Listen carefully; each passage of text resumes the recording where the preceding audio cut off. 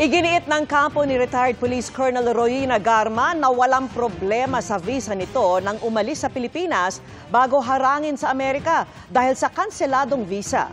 Iginiit din ng kanyang kampo na walang kaso sa korte laban kay Garma.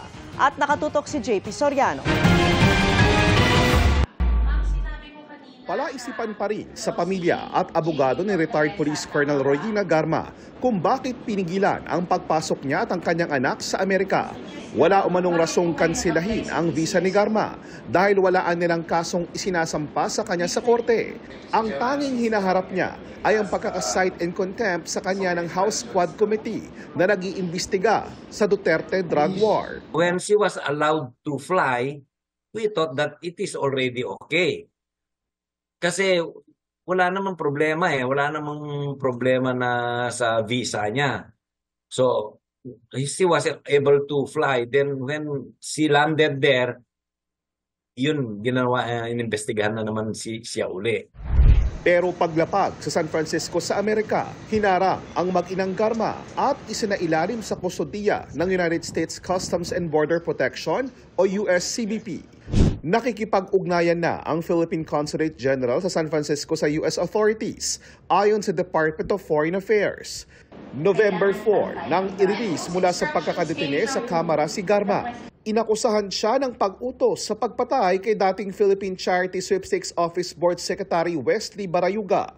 Paratang na pinabulaanan ni Garma. Ang inamin niya ay ang utos umano sa kanya ni dating Pangulong Duterte na ipatupad ang anyay Davao model ng drug war sa buong bansa. Sa ilalim anya nito, may pabuya ang mga pulis na makakapatay, bagay na pinabulaanan naman ni Duterte.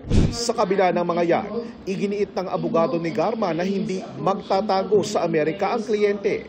Matagal na anyang plano ni Garma na bisitahin ang kanyang mga kaanak sa Amerika at saglit na magpahinga mula sa matinding pressure na kinakaharap dahil sa mga nalalaman niya.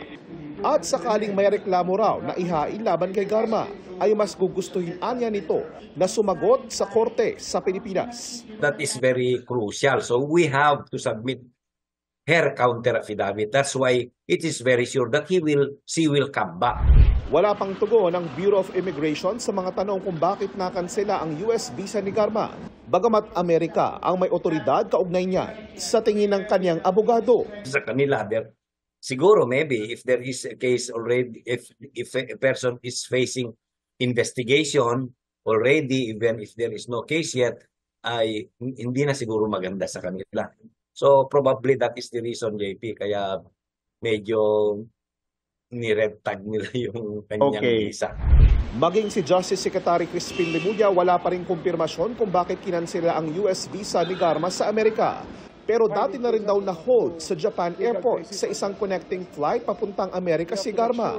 Kinumpirma ito ng abogado ni Garma, pero nangyari raw ito bago pa ang pagdinig ng Quad Committee at inakalang wala na ring problema. Nauna nang sinabi ng DOJ na handa silang ilagay sa Witness Protection Program si Garma pagbalik niya ng Pilipinas. Nakatakdang humarap sa pagdinig sa Senado at Quadcom si Garma pagbalik niya. Para sa GMA Integrated News, JP Soriano, nakatutok 24 oras.